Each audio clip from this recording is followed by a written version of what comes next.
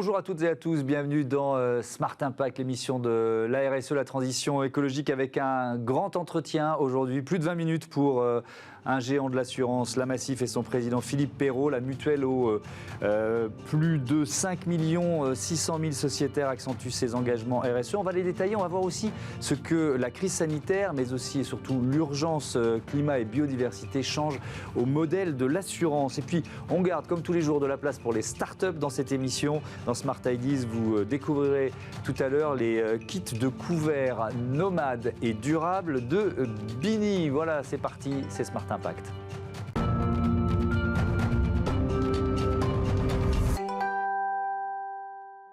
Le grand entretien de Smart Impact avec donc Philippe Perrault. Bonjour. Bonjour. Bienvenue, heureux de vous accueillir. Vous êtes le président de la Massif depuis le mois de janvier. On pourrait se dire, c'est un tout jeune entreprise, sauf que ça fait depuis combien de temps que vous êtes sociétaire ? Depuis 1978, lorsque j'ai dû assurer ma première voiture, étant jeune, oui. Je l'ai assurée à la Massif grâce à des collègues qui m'ont fait connaître effectivement la Massif. Alors c'est important parce que ce sont des collègues qui étaient engagés syndicalement, et vous savez qu'on a un partenariat. La gouvernance de la Massif repose sur ce qu'on appelle cette organisation, cette sensibilité, dont les 5 organisations syndicales représentatives en France. Et c'est eux qui m'ont dit écoutez, tu vas t'assurer à la Massif parce qu'on a un partenariat avec la Massif. Tu vas voir, c'est juste prix. Ils vont prendre en compte de toute façon tes réels besoins en matière d'assurance. Alors, on est aussi dans la démonstration du modèle mutualiste, c'est-à-dire comment on démarre comme client en quelque sorte et on devient finalement président de l'entreprise. On devient d'abord sociétaire, et ça c'est important, parce que le client, on essaye de le transformer en sociétaire, c'est-à-dire il peut, s'il le souhaite, ce fameux client, ce fameux assuré, participer à la vie de sa mutuelle à travers, effectivement, la représentation qu'on organise. Je suis moi-même un représentant des sociétaires élu par les 5,6 millions de sociétaires. Vous avez donné le chiffre tout à l'heure. Donc, je suis un élu et je les représente. Bien entendu, aujourd'hui, j'ai une fonction principale d'administrateur. Donc, je gère la stratégie, de la mutuelle. Et puis, en tant que président, bien sûr, j'anime toute l'ambition, politique, mutualiste et stratégique de la Massif. Alors, quelques chiffres, j'en ai donné un en titre, mais 6,6 milliards d'euros de chiffre d'affaires, 9 000 salariés, donc les sociétaires 5,6 millions, 15 300 000 contrats. C'est quoi ? C'est une majorité de contrats auto aujourd'hui ? Alors, majoritairement, c'est à peu près 51%, d'assurance de biens, auto, 2 roues et habitation. Et ensuite, après, c'est 33% au niveau de l'assurance vie et 16% au niveau de la santé prévoyance. Alors, je voudrais qu'on fasse un focus on a du temps dans cette émission, c'est un luxe, un focus assez important sur la crise sanitaire, ce que ça a représenté, et d'abord financièrement, et puis en termes de mutation éventuelle pour une entreprise comme la Massif. D'abord, sur les contrats auto. Il y a eu, effectivement, avec les confinements, etc., moins de circulation, peut-être moins d'accidents. Et qu'est-ce que ça a changé pour une entreprise comme la vôtre ? Est-ce que vous avez gagné, tout simplement, plus d'argent ? Alors, ce qui s'est passé, c'est qu'on a eu moins de sinistres pendant, bien entendu, les périodes de confinement. Mais on a souhaité aussi participer, à la solidarité, puisqu'on a mobilisé 110 millions d'euros pour venir en aide aux sociétaires qui étaient en difficulté pendant cette crise. On a activé nos dispositifs de solidarité, notamment la prestation solidarité chômage. Vous savez, c'est une prestation qui existe uniquement à la Massif, qui permet à un sociétaire ou à un adhérent, lorsqu'il y a une perte de revenus, qui est soit liée à une perte d'activité, puisque nous avons des professionnels, ou soit aussi liée à une perte d'emploi, de pouvoir d'avoir sa cotisation couverte pendant un certain temps.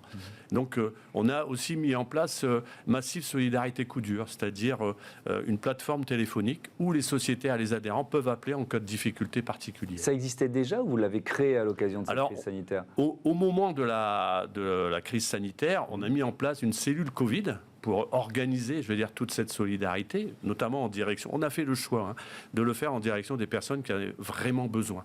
On n'a pas voulu saupoudrer des moyens. On a surtout essayé de capter vraiment les sociétaires, particuliers ou entreprises qui avaient des difficultés. Alors, on a intensifié tous ces dispositifs de solidarité et effectivement, on a mis en place Solidarité Massive Coup Dur, cette fameuse plateforme téléphonique. Est-ce que le télétravail, ça impacte votre modèle finalement? Alors, on pourrait se dire télétravail, pareil, moins de circulation, moins d'auto. Enfin, bon, voilà, je suis dans un raisonnement peut-être un peu simpliste, mais en quoi ça vous impacte? Ça nous impacte parce que justement, il y a eu moins de télétravail, mais aussi les périodes de confinement, moins de circulation automobile. Donc ça nous impacte directement et ça nous impacte aussi dans notre organisation. Bien puisque sûr. Quand même, voilà, on accueille du public dans nos points d'accueil physiques, nos agences. Donc on a vu que les flux ont changé. Alors, même avant la crise Covid, on s'était aperçu que les gens venaient moins souvent dans nos agences et plutôt travaillaient soit au téléphone, soit au niveau, je veux dire, au niveau de l'informatique. Oui. Voilà. Alors, question qui est à la fois une question d'aujourd'hui, mais qui engage sur évidemment l'avenir et potentiellement plusieurs décennies. Est-ce que le risque Covid est assurable en tant que tel? Alors c'est difficile. Vous savez, il y a eu des travaux qui ont été menés à la demande d'ailleurs du gouvernement par notre fédération, la Fédération française de l'assurance. Et c'est vrai que c'est un risque quand même systémique. Donc c'est compliqué. Alors il y a eu des travaux. D'abord, je ne sais pas où ça en est, ces fameux travaux, pour essayer de trouver comme... on l'avait fait sur les catastrophes naturelles, avec le fonds spécial des catastrophes naturelles qu'on a mis en place au niveau de l'assurance, qui permet par une cotisation, j'allais dire de l'État, mais aussi des assureurs, l'ensemble des assureurs, de pouvoir couvrir effectivement les catastrophes naturelles. Donc il y a une réflexion là-dessus, mais c'est vrai que il faut poursuivre cette réflexion parce que on l'a vu d'ailleurs par rapport aux professionnels. Bien sûr. Oui, avec des situations effectivement dramatiques et des colères qu'on pouvait comprendre. Quand vous dites que c'est un risque systémique, pourquoi un risque systémique n'est pas assurable? Peut-être que c'est intéressant de l'expliquer. Il arrive, j'allais dire, tout le monde est touché. Oui. Donc, quand l'assurance, c'est la mutualisation. C'est-à-dire que quand vous avez quelqu'un qui est touché, d'autres personnes ne sont pas touchées, les cotisations permettent de couvrir. Tandis que là, c'est vraiment... À ce moment-là, tout le monde est touché, donc ça veut dire qu'on doit répondre à tous. Donc, c'est vraiment un risque qui est difficilement assurable, mais je pense qu'on doit y travailler, puisque c'est un risque qui est arrivé. Peut-être, on n'espère pas, mais que ça peut encore arriver demain. Donc il faut qu'on trouve des solutions qui sont en cours avec notre Fédération française de l'assurance. On va parler d'investissement avec ce chiffre 13,5 milliards d'euros investis en faveur de la transition énergétique et de la biodiversité. Ça, c'est le chiffre fin de 2020. C'est quand même un levier très important avec un chiffre qui est en forte augmentation, c'est ça? Oui, on a, si vous voulez, au niveau de nos investissements socialement responsables, on investit dans notre gestionnaire d'actifs qui est OFI, plus de 40 milliards. 99 d'ailleurs, 9% sont passés, ces investissements sont passés à l'aune justement de l'ESG, de l'investissement socialement responsable.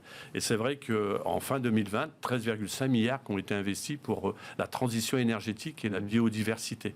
Et ça, c'est un chiffre important qui nous permet effectivement d'intervenir sur la responsabilité sociale de l'entreprise et notamment par rapport aux problématiques liées à la transition écologique. Est-ce que ça veut dire, si on retourne l'argument, qu'il y a des secteurs dans lesquels vous n'investissez plus? Ah oui, on a décidé, comme nous encouragent d'ailleurs les décisions au niveau de l'Europe, une économie bas carbone d'ici 2050, on a décidé d'ici 2030 de ne plus investir dans les entreprises thermiques au charbon.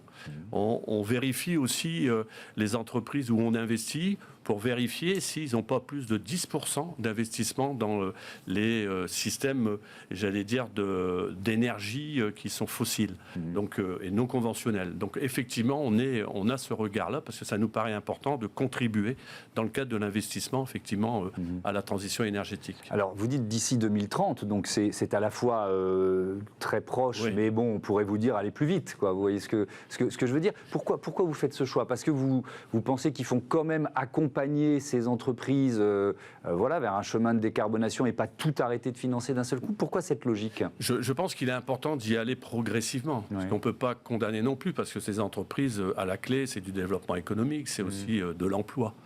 Donc c'est important. D'ailleurs, je vais vous citer un exemple qui est important d'investissement de la Massif à travers donc, effectivement nos gestionnaires d'actifs, notamment à travers OFI. Pas plus tard que ce lundi, j'ai fait un déplacement dans la région des Hauts-de-France et je suis allé à l'écoparc de Baudelais, qui est situé à Blaringhem, du côté de Saint-Omer. Ouais. Et dans cet écoparc, on finance la Wagabos, qui est, j'allais dire, un système qui permet de traiter les déchets pour y faire ressortir, je veux dire, autour des gaz qui dégagent de ces déchets, du biogaz et de biométhane. Donc on a investi, je veux dire, dans cette entreprise, 12,5 millions d'euros pour aider cette entreprise. Donc voilà, on essaye effectivement d'y aller progressivement, mais d'un autre côté, on pose des actes assez forts. Vous avez intégré le cercle des institutionnels Novetic. Pourquoi? Oui, il n'y a pas longtemps. Oui. Pour pouvoir effectivement participer, j'allais dire, et discuter avec d'autres sur les innovations que nous pouvons mettre en place pour effectivement travailler sur la transition énergétique. C'est quoi ce cercle, en quelques mots? Alors, ce cercle permet effectivement d'échanger avec d'autres institutions sur toutes ces problématiques liées effectivement à la transition écologique. Donc ça veut dire qu'il y a des acteurs publics et privés? Tout à fait. D'accord, oui. ok. Il faut actionner ces deux leviers en même temps? Il faut actionner les deux leviers en même temps. Ouais. Il faut effectivement responsabiliser nos pouvoirs publics sur ces aspects-là. Il faut aussi responsabiliser les dirigeants. Et puis le fait que je me suis rendu sur le terrain lundi a permis aussi finalement de sensibiliser nos sociétaires à l'importance de l'évolution et de la transition énergétique et écologique. Alors on le disait en préambule, vous êtes sociétaire depuis 1978 à la Massif, vous avez accompagné l'histoire de cette entreprise pendant plusieurs décennies. Depuis quand ces mots-là de RSE, on disait développement durable avant, etc., depuis quand c'est devenu stratégique d'après vous, dans l'entreprise? Alors dans l'entreprise, je pense que c'était quelque part inné dans le cadre des fondamentaux du mutualisme. Parce que vous êtes une mutuelle. Oui, parce qu'on est une mutuelle et que d'une part, bien sûr, c'est la solidarité entre les assurés. C'est la mutualité, c'est ça, c'est la solidarité entre les assurés. Mais c'est aussi, j'allais dire, une intervention sociétale importante. C'est-à-dire, les assurés vivent dans un environnement. On a une raison d'être qui est de protéger le présent et permettre l'avenir pour les générations futures. Donc nos sociétaires se trouvent dans la société. Et à partir de ce moment-là, on a un rôle à jouer en tant que mutuelle, en tant qu'entreprise, pour faire en sorte que leur environnement soit assez propre et qu'on puisse continuer à les protéger, même autour de l'environnement. Donc je pense que la Massif a plus de 60 ans. Mais est-ce qu'il y a eu j'entends bien ce que vous dites, effectivement c'est cohérent avec le modèle, mais est-ce qu'il y a eu quand même un virage, un déclic là, on est en 2021. Souvent, moi, quand je discute avec des entrepreneurs, c'est la COP21. Enfin, voilà, vous voyez ce que je veux dire? Est-ce qu'il y a eu un effet d'accélération à un moment? Oui, je pense. Lorsqu'il y a des événements tels que la COP21, on se re-questionne sur la manière dont on peut participer plus aisément. J'allais dire à l'œuvre commune pour la transition énergétique et notamment pour essayer de faire face aux conséquences du réchauffement climatique. Oui, je pense qu'il y a des moments où effectivement, mais vous voyez, on a décidé au niveau de la Massif de mettre en place aussi, dans le cadre de notre plan stratégique, une direction spécifique qu'on appelle la direction de l'engagement. Et à l'intérieur de cette direction de l'engagement, depuis maintenant, 2 ans, il y a effectivement un suivi particulier sur la responsabilité sociale de l'entreprise, sur nos investissements. Et je pense que oui, on a accru au vu, bien sûr, de la situation d'aujourd'hui, et puis de la prise de conscience des autres entreprises, mais aussi des pouvoirs publics, de cet aspect important de travailler sur les conséquences du réchauffement climatique. Oui, d'ailleurs, c'est dans votre raison d'être, permettre l'avenir pour les générations futures. Voilà, on est clairement dans cet objectif. Donc, vous avez parlé du fonds spécial catastrophe naturelle. Là aussi, on est dans une réalité scientifique. Le rapport du GIEC du mois d'août le démontre. On va faire face à de plus en plus d'épisodes climatiques extrêmes. Et ça questionne quand même le modèle de l'assurance. Oui, tout à fait. On est touché, bien sûr, comme bien sûr malheureusement toute la population, sur les catastrophes naturelles, sur les inondations, la sécheresse. Donc, je disais tout à l'heure qu'a été mis en place un fonds spécial, catastrophe naturelle. Mais est-ce que ça tient, quoi? Alors, c'est une étude qui a été faite justement par notre organisme régulateur, la fameuse ACPR, et puis, je vais dire, le Conseil de la réassurance a démontré que jusqu'à présent, ça peut tenir. Bien entendu, si on augmente, alors on ne va pas pouvoir augmenter tout le temps. Donc, ça veut dire qu'il faut vraiment qu'on travaille. Les cotisations vont devoir augmenter. Quelque part, oui, mais pour l'instant, c'est partagé entre l'État et entre les organismes d'assureurs. Alors bien sûr, ça a une petite répercussion sur les cotisations des assurés, mais une étude, c'est vrai qu'il va falloir qu'on travaille aussi sur la prévention. Par exemple, nous, à la Massif, on essaye de modéliser, je veux dire, une prise en compte des effets climatiques sur tel ou tel territoire. Donc, à la souscription avec nos sociétaires, on se donne un rôle de conseil aussi pour leur dire attention, il y a des zones à risque et tout ça. Donc, il va falloir qu'on travaille autant sur la prévention de ces risques qu'autant sur la manière de les gérer demain. Mais c'est vrai que c'est quelque chose il faut que tout le monde y travaille finalement. Et on y travaille aussi avec notre Fédération française de l'assurance. Je caricature, si je dis les cotisations auto vont baisser, les cotisations risques climatiques vont augmenter. C'est pas aussi automatique que ça, puisque ça fonctionne différemment. Vous savez, l'assurance, c'est un ensemble au niveau de nos résultats économiques, donc c'est pas aussi évident que ça. Mais l'un et l'autre permet effectivement, comme on n'avait pas fait le choix à un moment donné de dispatcher, j'allais dire, les cotisations parce qu'il y avait moins de sinistres, on a fait le choix plutôt de viser les personnes en difficulté. Je pense que c'est ça qui nous paraît important, c'est l'essence même du mutualisme. Et d'ailleurs, ça rejoint l'actualité. Ce 6 octobre, c'est la journée nationale des aidants. Alors, c'est quand même 11 millions de personnes, 11 millions d'aidants en France. Comment vous vous engagez? Comment la Massif s'y engage dans cette ça fait déjà pas mal de temps que la Massif, notamment aussi avec sa branche santé-prévoyance, avec Apivia Massif Mutuel aujourd'hui, qu'on s'est engagé pour aider. On a mené des états généraux sur les aidants pour essayer de faire ressortir les besoins qu'avaient les aidants. Dans nos produits, dans nos garanties, nous avons permis effectivement faciliter, je veux dire, les difficultés que pouvaient avoir les aidants pour qu'ils puissent effectivement faire face aux difficultés. Ils sont souvent un peu oubliés ou un peu invisibles. C'est un peu ils passent sous les radars des politiques publiques notamment. Oui, alors c'est pour ça qu'il est important qu'on puisse s'en préoccuper. Et la Massif, effectivement, mène une action particulière en direction des aidants. La Massif qui était présente, on va parler biodiversité maintenant, au Congrès de l'Union internationale pour la conservation de la nature. C'était à Marseille, on en a déjà parlé plusieurs fois évidemment dans Smart Impact. On parle beaucoup de climat. Depuis 10 ans, et c'est d'abord là-dessus que les institutions, les pouvoirs publics, les entreprises se sont engagés. Est-ce que la biodiversité, c'est venu dans le radar, encore une fois, plus récemment? Et si oui, pourquoi? Parce que c'est intéressant de voir que maintenant, tout le monde parle de biodiversité. C'est venu dans les radars de la Massif parce qu'on a une spécificité aussi, c'est qu'on est proche de tout ce qui touche à la mer. Vous savez qu'on a eu à sponsoriser, je veux dire, François Gabard, qui a fait des exploits au niveau du Vendée Globe. Et on a cette spécificité, on est très, très soucieux de l'état des océans. Et donc, effectivement, on a eu à travailler aussi sur l'état des océans pour faire en sorte de les protéger, parce que ça y va de la santé des océans et des hommes. Donc oui, on a aussi cette sensibilité-là pour travailler principalement autour des problématiques liées à la propreté des océans. Alors ça passe par quelles actions, quels projets? Ça passe par des actions particulières autour des investissements que nous menons, autour de l'adhésion à Surfriders.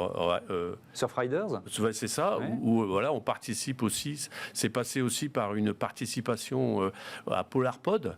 Qui va être menée par Jean-Louis Etienne. On l'a reçu ici même. Et voilà, donc voilà, c'est-à-dire qu'on fait en sorte d'aider ceux qui travaillent sur la problématique de la propreté de l'océan. À ce congrès de l'Union internationale pour la conservation de la nature, vous étiez présent aux côtés d'un parc naturel. Est-ce que c'est aussi l'occasion de faire de la pédagogie, un événement comme celui-là? Et puis, d'une manière générale, pour un assureur mutualiste, est-ce que vous, dans les missions, on parlait de raison d'être, vous sentez, vous considérez que vous avez ce rôle de de pédagogie? Je pense qu'on a ce rôle de pédagogie à faire d'abord auprès de nos assurés, nos fameux sociétaires et nos adhérents. Nous le faisons à travers effectivement ces participations actives, mais nous le faisons aussi dans des actions, j'allais dire, de proximité. Nous avons sur l'ensemble de la France 1300 délégués élus, je le disais tout à l'heure, que je suis un élu de sociétaire, qui sont sur le terrain et qui mènent des actions qu'on appelle des actions mutualistes autour de la prévention, parce que notre métier, c'est aussi de faire de la prévention routière, de la prévention des accidents de la vie courante, de la prévention en matière de santé, mais aussi autour de la RSE, de la responsabilité sociale de l'entreprise. Donc, on est en contact avec les sociétaires qui participent à ces actions. Ça nous permet effectivement un peu ensemble de faire de la pédagogie sur tous ces éléments-là. Et est-ce que c'est plus facile de faire passer ces arguments en ce moment? Est-ce que la crise sanitaire, finalement, a été pour vous un accélérateur de RSE, de cette prise de conscience? Alors, la crise sanitaire, mais aussi, j'allais dire, l'état de la société en général, où les gens demandent un peu plus d'écoute, plus de participation. Et donc, nous, on leur permet cela. Enfin, on permet à nos assurés, s'ils le souhaitent, de pouvoir prendre contact avec leur mutuelle, participer à ces actions, soit de grande ampleur, ou participer à des actions plus petites au niveau de la proximité avec nos élus. Donc, oui, ça a accéléré. Et toute notre démarche est une démarche collaborative avec l'ensemble des acteurs de la mutuelle, que ce soit les élus, les salariés aussi d'ailleurs, et puis les sociétaires. La fameuse raison d'être, que j'ai donné la définition tout à l'heure, a été élaborée auprès de nos salariés, auprès des élus, et puis auprès des sociétaires. Donc ça veut dire que dans ce lien que nous avons avec nos assurés, on fait un peu de pédagogie, puis en plus on prend en compte leurs besoins, on est à leur écoute et ils nous apportent des fois des solutions. Quand on définit une raison d'être, ça a aussi des conséquences juridiques, ça vous engage. Bien sûr. Est-ce que c'était une crainte, ça, dans le processus de définition de la raison d'être? Souvent, les directions juridiques disent « Oh là là, attention, là, vous allez nous mettre des boulets aux pieds, quoi ». Alors, en tant que président, moi j'ai vraiment voulu effectivement qu'on aille au bout de la définition de cette raison d'être. Parce que justement, c'est important de développer, j'allais dire, la participation de nos acteurs à la création, puis aussi à l'action. Alors, maintenant, ce qu'il nous faut faire, et je mets aussi mon mandat là, que j'ai eu récemment, il faut qu'on en mesure les impacts de toute l'action que nous menons aujourd'hui en matière de la RSE, en matière de solidarité, en matière de démocratie. Il faut qu'on mesure les impacts de tout ça. Et je pense que c'est quelque chose qu'on doit faire dans les années qui viennent. Oui, parce que, encore une fois, une raison d'être peut avoir des conséquences juridiques. Alors, vous n'auriez pas défini de raison d'être, il y avait quand même des assurés qui auraient pu vous attaquer, etc. Mais ça vous engage. Alors, la raison d'être que nous avons définie, elle se concrétise autour de promesses que nous avons voulu décider. C'est pour l'avenir, en direction des sociétaires. Donc, mieux les accompagner encore tout au long de leur vie, mieux les protéger, mieux les écouter.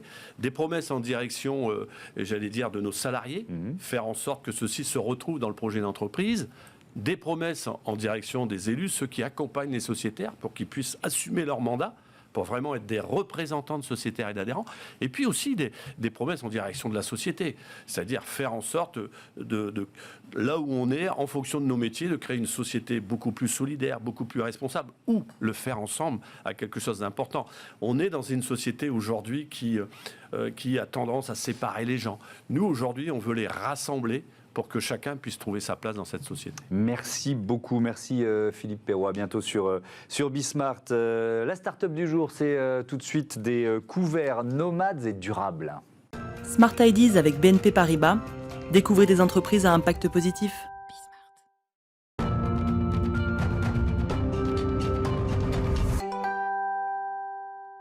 Smart Ideas avec la marque Bini. Bonjour Alice Abeille. Bonjour Thomas. Bienvenue, vous êtes la cofondatrice de Bini, créée l'an dernier avec Perrine Mode. C'était quoi votre idée de départ ? Notre idée de départ, notre objectif qu'on s'est fixé, c'est de participer à la réduction des déchets dans la restauration emportée, qui est un secteur en pleine croissance, on le sait, et qui en même temps est très producteur de déchets. Donc participer à la réduction des déchets dans toute la restauration emportée et les repas nomades en général. Et quand on sait qu'il y a 5 millions de repas qui sont emportés chaque jour en France, on s'est dit qu'il y avait quelque chose à faire pour engager les gens et leur donner envie de changer leurs habitudes. 5 millions de repas emportés par jour. Vous avez changé de métier toutes les deux. Vous faisiez quoi? Oui, tout à fait. On travaillait en finance, en banque. Ouais. Perrine était dans la partie vraiment finance, fusion, acquisition, et moi j'étais juriste en banque privée. Et vous vous êtes posé la question du pourquoi je travaille, qu'est-ce que je veux faire de mon métier? Ouais, après peut-être 10 ans dans nos métiers, Ouais. on avait peut-être envie d'avoir un peu plus de sens à ce qu'on faisait, se sentir un peu plus utile. Et voilà, et mettre nos forces et nos compétences aussi qu'on a acquises, en 10 ans, c'est pas rien, tout ce qu'on a acquis, au service d'une cause qui nous paraissait un peu plus importante, où on trouvait plus notre place en tout cas. Oui. Alors vous couverts, vous nous avez apporté les couverts nomades et responsables. Ils sont en quelle matière? Tiens, on va commencer par ça. Ils sont en matériaux biosourcés, c'est un biocomposite, 98% naturel et complètement circulaire, à base de déchets de fibres de bois. Donc ce sont des bois qui sont issus d'une scierie, on ne coupe pas des arbres pour ça, ce sont des déchets de fibres de bois, et des huiles recyclées de restaurants. Donc c'est des huiles qui sont récupérées, tous les restaurants ont l'obligation de faire récupérer leurs huiles, qui sont recyclées, valorisées, on en fait un polymère biosourcé. Donc c'est une matière qui est complètement naturelle, circulaire, et qui a toutes les facultés pour être découvert, dans tous les labels, contact alimentaire, passage au lave-vaisselle. Ça en fait un matériau très léger, et ce qui est très important pour des couverts nomades. Notre kit complet, que je vous décrirai après, fait 100 grammes. Donc avec même la boîte. Donc il y a quoi? Il y a tout ce qu'il faut, fourchette, couteau, cuillère, c'est ça? Fourchette pique parfaitement. Un couteau qui coupe bien. Ça c'est important, parce que souvent les couteaux qu'on nous fournit, ils ne coupent rien. Là, on s'est très bien entouré pour le développement de ce produit, avec un designer, Margot Keller, avec un bureau d'études. Ça a été 5 mois de développement, avant même la production et la fabrication. Donc, tout a été testé et c'est très efficace. Une cuillère qui fait souper dessert, c'était important dans la restauration emportée. Et on a ajouté des baguettes, c'est le petit plus. 30% de la restauration emportée, c'est de la nourriture asiatique. Beaucoup de gens y tiennent, donc on a glissé des petites baguettes dedans pour que chacun se dise, voilà, c'est un kit, donc je vais m'équiper et que j'utiliserai tous les jours, que ce soit la semaine, au bureau, en déplacement, le week-end, en pique-nique, en rando. En fait, j'ai un kit maintenant qui me fait tout et j'ai plus besoin de couverts jetables, que ce soit en plastique, même si maintenant ils sont interdits, ou en bois. C'est quoi vos réseaux de distribution? Est-ce que par exemple, parce que vous venez de créer l'entreprise, donc on se les fournit comment? Est-ce que vous avez monté des partenariats avec des grands de la restauration à emporter? C'est quoi la logique? Alors, notre première ambition, c'est d'être en restauration emportée, comme je le disais. Et on est ravis de voir qu'on a l'engouement des restaurateurs avec nous. On distribue depuis début juin. On est maintenant dans à peu près 80 points de vente. Pas mal de restauration emportée, que ce soit des grandes chaînes, des moyennes chaînes, des indépendants, des concepts comme Le Bon Marché aussi, qui ont toute une partie alimentaire, qui nous ont fait confiance depuis le début.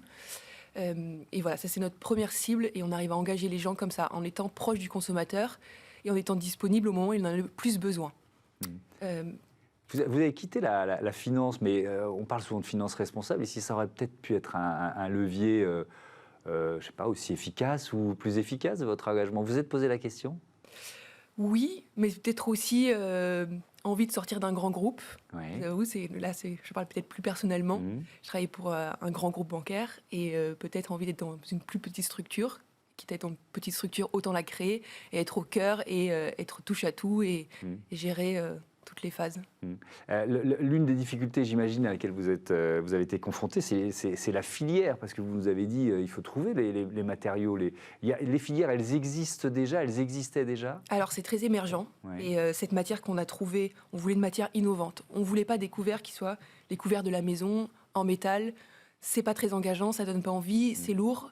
Donc il nous fallait une matière innovante qu'on a pu trouver grâce à notre bureau d'études, qui sont des spécialistes. En France, c'est assez émergent. Il y a des très belles initiatives qui sont en train de se mettre en place. Maintenant, cette matière, on l'a sourcée en Europe, parce qu'en France, on n'a pas trouvé une filière suffisamment approvisionnée pour faire les quantités dont on avait besoin. Donc, on a rencontré des industriels et on espère que très prochainement, on pourra peut-être avoir des contrats avec eux, mais pour l'instant on l'a sourcé en Europe, en Suède exactement. Et ben voilà, c'est en Europe, ça va. Et puis effectivement c'est intéressant, hein, c'est vraiment une des clés du développement des initiatives comme les vôtres, que les filières se structurent en France. Merci beaucoup Alice Abeille, bon vent au couvert Bini. Voilà, c'est la fin de cette émission, je vous donne rendez-vous dès demain sur Bismart. Salut à tous.